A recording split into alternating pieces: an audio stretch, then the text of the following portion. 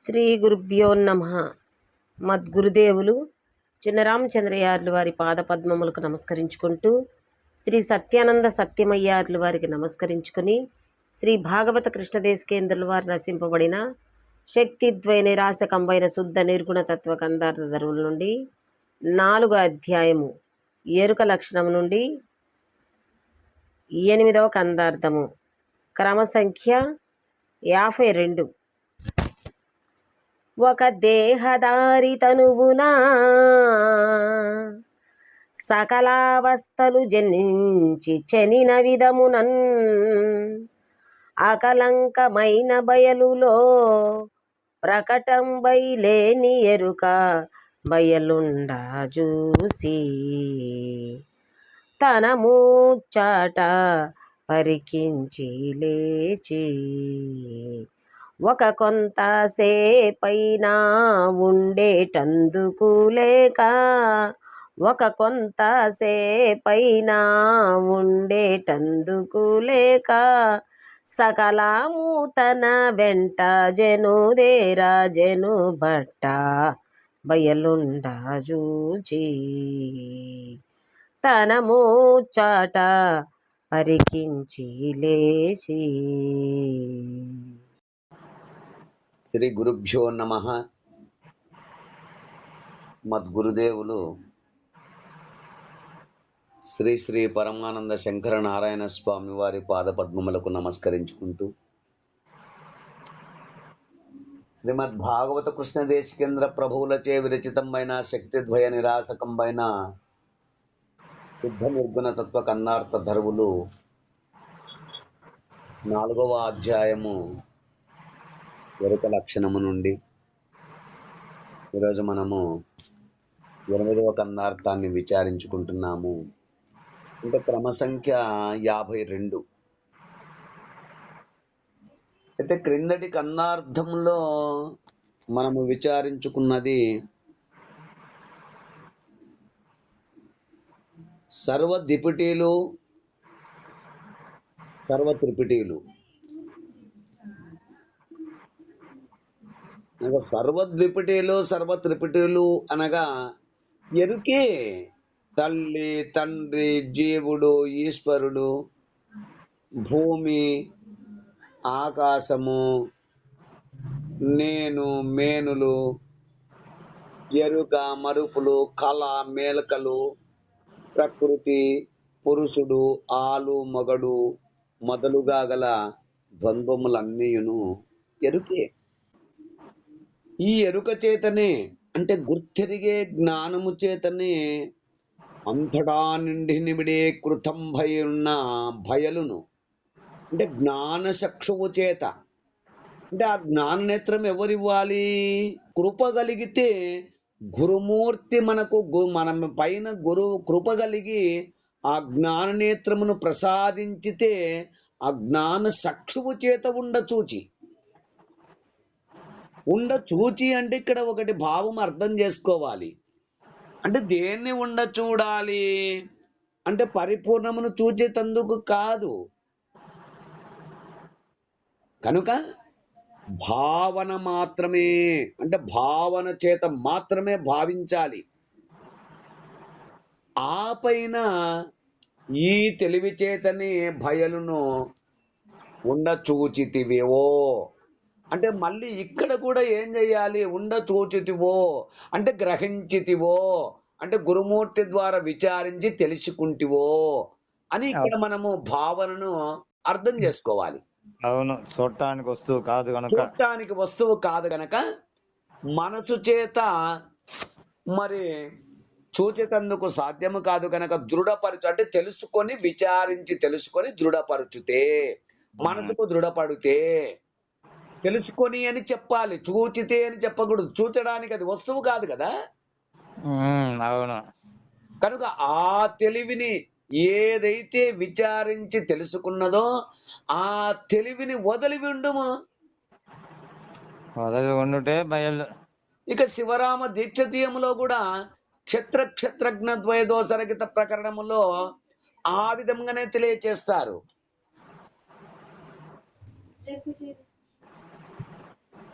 అయితే ఒక విషయం ఇక్కడ మనము చక్కగా విచారిస్తే గనక భూమధ్యస్థానమున తన స్వరూపమును అంటే తన నిజ స్వరూపమును బహు ప్రయత్నము చేసి చూచినచో ఆ భూమధ్యస్థానము అంటే భృకుటి, ఆ భృకుటి స్థానమున తన స్వరూపమును బహు ప్రయత్నము చేసి చూచినచో అచ్చట తనకు కనిపించేటువంటి చైతన్యము శుద్ధ సత్వము యొక్క ప్రకాశ రూపమే, ఇంకొకటి కాదు. అది ఎరుకే. అయితే దానికి మూలమును విచారిస్తే కనుక హృదయస్థానమందున్న హవిద్యోపాధి ఉన్న ప్రతిబింబ చైతన్యమే తప్ప ఇంకొకటి కాదు స్వామి. దానికి మూలము విచారిస్తే గనక హృదయస్థానముందున్న హవిద్యోపాధి ఎందున్న ప్రతిబింబ చైతన్యము, ఆ చైతన్యమే సత్వగుణము ద్వారా భూమధ్యస్థానమున కనిపించినది. ఆ జ్ఞానమును తన మూలమైనటువంటి యొక్క హృదయస్థానమునందున్న చైతన్యమును అది చూచుటకు హృదయస్థానమునకు చేర్చగలిగినచో అది గురు కరుణనే కావాలి, ఇంకోటి కాదు. ఆ గురు కరుణచే శుద్ధ సత్వ జ్ఞానం యొక్క దహన శక్తి చే, అందుకే అంటాడు అక్కడ జ్ఞానాగ్ని దగ్ధ కర్మానం అంటాడు భగవద్గీతలో.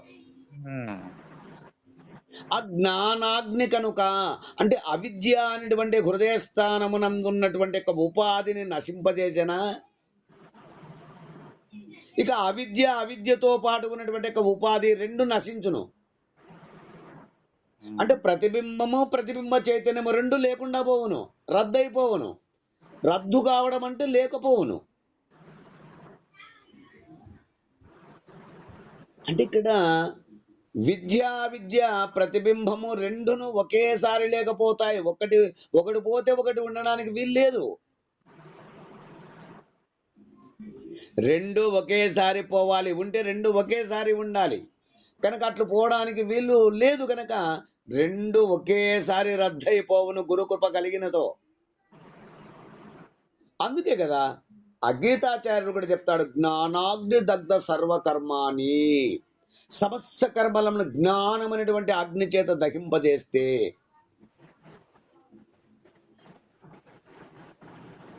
ఇక అవిద్యతో ఉన్నటువంటి యొక్క ప్రతిబింబ చైతన్యం ఈ రెండు ఒకేసారి రద్దయిపోవును. అంటే లేకపోవుటయే, ఎరుక లేకపోవుటయే.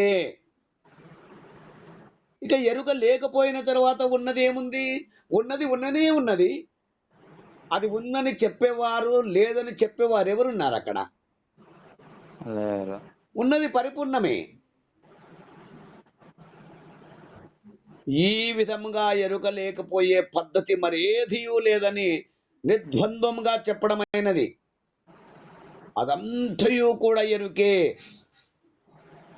అందుకనే గురుముఖత అన్నారు.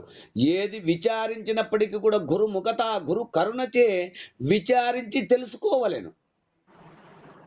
ఇక గురుమూర్తి ద్వారా విచారించే గురు కృప కలిగిన తర్వాత ఇక ఆ తెలివిని తెలివి చేతనే పట్టి తీసివేయము. ఎలా తీసివేయాలనో పద్ధతి నీకు తెలుస్తుంది కదా. అక్కడికి పోతే ఆ సంగతి తెలుస్తుంది. గురుమూర్తి అనుభవ వాక్యము ద్వారా తెలియబడుతుంది అంటూ మనకు క్రిందటి కన్నార్థములు ఈ విధంగా విచారణ జరుపుకున్నాము. అయితే 45 నుండి 51వ కన్నార్థము వరకు ఎరుక యొక్క లక్షణమును, ఎరుక యొక్క స్థితిగతులను గురించి చక్కగా వివరించారు. వాటి వివరణ మనము చక్కగా తెలుసుకున్నాము. ఇక తదుపరి కన్నార్థము 52వ కన్నార్థము క్రమ సంఖ్య, ఎరుకను విడిచే విధానము. ఒకదే గదారి తనువున సకల అవస్థలు జనించి, ఒకదే గదారి తనువున సకల అవస్థలు జనించి చనిన విధమునన్ అకలంకమైన బయలులో ప్రకటం భయలేని ఎరుక భయలుండా చూచి తన ముచ్చట పరికించి లేచి ఒక కొంతసేపైన ఉండేటందుకు లేక సకలము తన వెంట జనుదేరు జను బట్ట బయలుండా చూచి తన ముచ్చట పరికించి లేచి తెలియచేస్తున్నారు. ఒక దేగదారి తనువునా అంటే బ్రహ్మాండము నుండి పిండాండము, పిండాండము నుండి బ్రహ్మాండం ఏర్పడిన క్రమము. ఒక దేహదారి తనువున అంటే వెష్టి తనువు నుండి సమిష్టి తత్వము, సమిష్టి తత్వము నుండి వెష్టి తత్వము. బ్రహ్మాండము నుండి పిండాండ క్రమము, పిండాండ క్రమము నుండి బ్రహ్మాండ క్రమము ఏర్పడిన క్రమమునందు, ఆ క్రమమునందు ఈ వెష్టి తత్వములో అంటే శరీర ధర్మములైనటువంటివి. వెష్టి తత్వము అంటే పిండాండమే, నేనే. సకలావస్థలు జనించి చనిన విధమునన్ ఈ సకల అవస్థలు వివరించండి నాయన. అవస్థలు అనగానే ఏంటి? బాల్యము, యవ్వనము, కౌమారము, వార్ధక్యము. అంటే ఈ బాల్య, యవ్వన, కౌమార్య, వార్ధక్యములు ఇంకా ఇంద్రియ ధర్మములైనటువంటి యొక్క ఇంద్రియాదులు ఏదైతే ఉన్నాయో ఆ ఇంద్రియ ధర్మములైనటువంటి జాగ్రత్త, స్వప్నము, సుషుప్తి, తురియము అనేటువంటి మొదలగు అవస్థత్రయములు. అవస్థత్రయం అంటగా జాగ్రత్త, స్వప్న, సుషుప్తి మూడు. త్రయమనగా మూడు. ఆ మూడేవి అంటే జాగ్రత్త, స్వప్న, సుషుప్తి మొదలగు అవస్థత్రయములు. ఇక కష్టము, సుఖము అంటే కష్ట సుఖములు, కలిమి, లేములు ఈ జనించి చెనిన విధముగా అంటే ఒకదాని వెంబడి ఒకటి ఏర్పడి ఈ ఒకదాని ఒకటి ఏర్పడిన పిదప పోయిన క్రమములో మళ్ళీ తిరిగి మళ్ళీ పోవడం, రాకడ మళ్ళీ పోకడ. అవేమైనా స్థిరంగా ఉన్నాయా అంటే బాల్యము స్థిరముగా లేదు, యవనము స్థిరముగా లేదు. బాల్యం పోతే యవనం, యవనం ఏమైనా స్థిరంగా ఉందంటే అది లేదు, కౌమారం. మళ్ళీ కౌమారం ఏమైనా స్థిరంగా ఉందంటే లేదు, మళ్ళీ వార్ధక్యం. అట్లునే ఈ జాగ్రత్త పోతే స్వప్నము, స్వప్నం పోతే సుషుప్తి, ఇవి స్థిరముగా లేవు. కొన్ని కష్టం ఏమైనా ఎల్లప్పుడూ ఉంటుందా అంటే లేదు, మళ్ళీ సుఖము వెంటనే ఉంటుంది. ఆకలి, దప్పికలు, దరిద్రము, సంపదలు ఇవి ఏమైనా స్థిరంగా ఉంటాయంటే లేవు. ఒకటి వచ్చిందంటే దాని వెనకే ఇంకొకటి ఉంటుంది. అంటే ఇవి ఏవి కూడా స్థిరంగా లేవు. అంటే అప్పుడే వచ్చి అప్పుడే లేకపోవుట, స్థిరత్వం లేదు. స్థిరత్వము ఒక క్షణమైన ఏంటి ఒక క్షణమైనా నిలుకడలేక అప్పుడే జనించడము, అప్పుడే లేకపోవడము, ఇలా ఒకదాని వెంబడి ఒకటి ఏర్పడి పోయిన క్రమములో అకలంకమైన బయలులో ప్రకటం భయలేని ఎరుక భయలుండా చూచి తన ముచ్చట పరికించి లేచి అట్లునే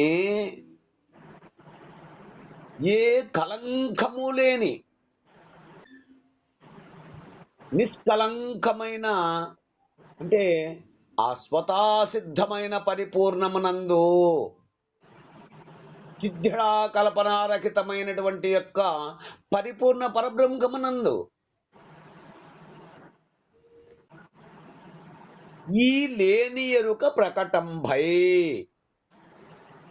ఉన్న ఎరుక కాదు, లేని ఎరుక. లేని ఎరుక. ప్రకటంబై అంటే వచ్చి, లేక తోచి, లేక జనించి, ఇవన్నీ పర్యాయ పదములు. అవును. లేని ఎరుక ప్రకటంబై అంటే లేని ఎరుక తనకు తానే తోచి, అంటే తనకు తానుగా ఏర్పడి.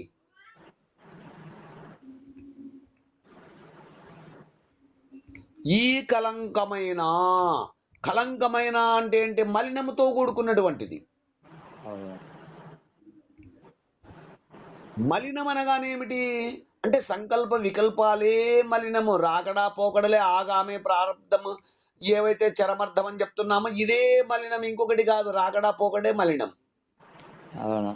ఈ కలంకమైన ఎరుక వస్తూ పోతూ, అంటే వచ్చుచూ పోవచ్చు, రాకడా పోకడా కలిగి, ఒక క్షణమైన నిలుకడ లేక, తిమిరము లేక.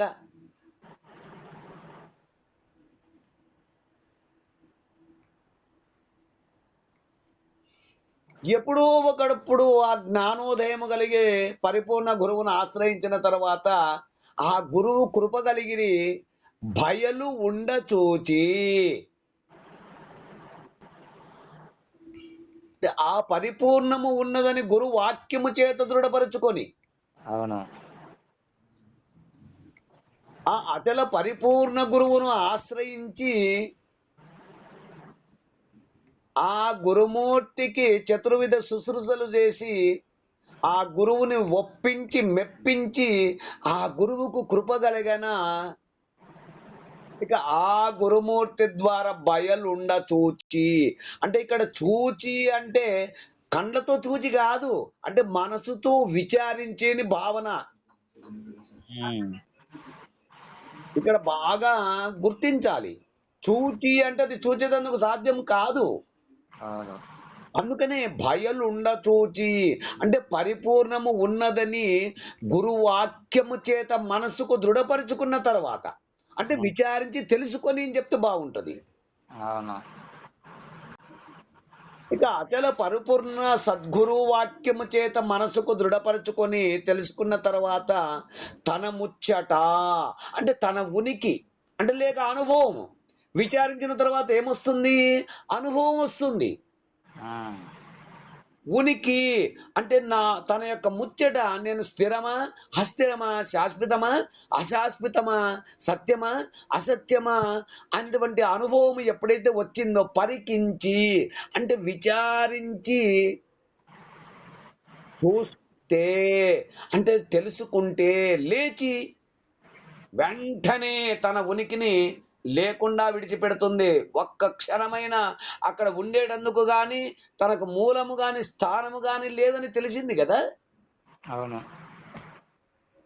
వెంటనే తన ఉనికిని విడిచిపెట్టి ఒక కొంతసేపైనా ఉండేటందుకు లేక సకలాము తన వెంట జను దేరు జను బట్ట బయలుండ చూచి తన ముచ్చట పరికించి లేచి,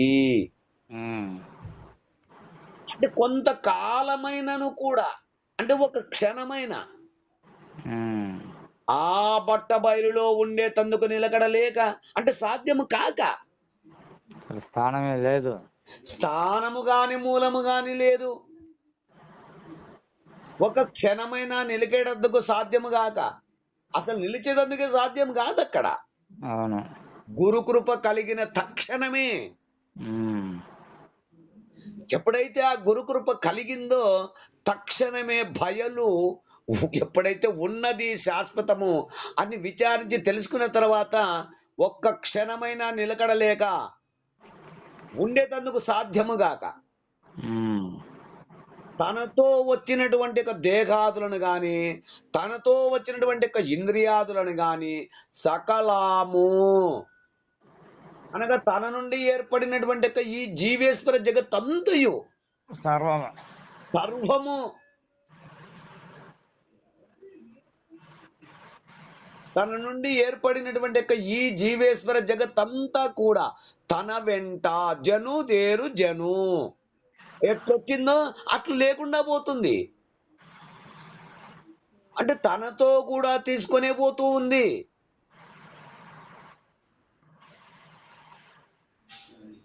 ఇట్లు కొంతసేపైనా స్థిమితము లేని ఎరుక స్థిమితముగా కదలక ఉన్నటువంటి ఒక బట్టబయలును దర్శించిన వెంటనే, అంటే విచారించి తెలుసుకున్న వెంటనే తన ముచ్చట ఎంత మాత్రమని తనకే సిగ్గై ఆ, ఏమైపోయింది? తన ముచ్చట తనకే సిగ్గై తానే లేకుండా పోవును. ఇక తాను లేకపోయిన తర్వాత ఉన్నది లేదు అని చెప్పేవాడు ఎవడున్నాడు అక్కడ? ఇక లేరు. తాను లేకుండా పోవటమే కర్తవ్యం. అంతే. ఉన్నది అంటే మళ్ళీ ఎరుక శాస్త్రలే కదా. ఉంటే ఉండి చెప్పిన వాడే కదా. నేను లేనిది కదా. అవును.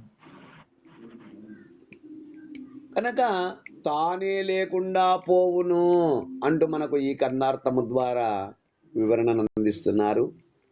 ఈ కర్ణార్థ భావాన్ని మీరు కూడా అందుకుంటారని కోరుకుంటూ జై గురుదేవ. జయ గురుదేవా. జై గురుదేవ. జై గురుదేవ.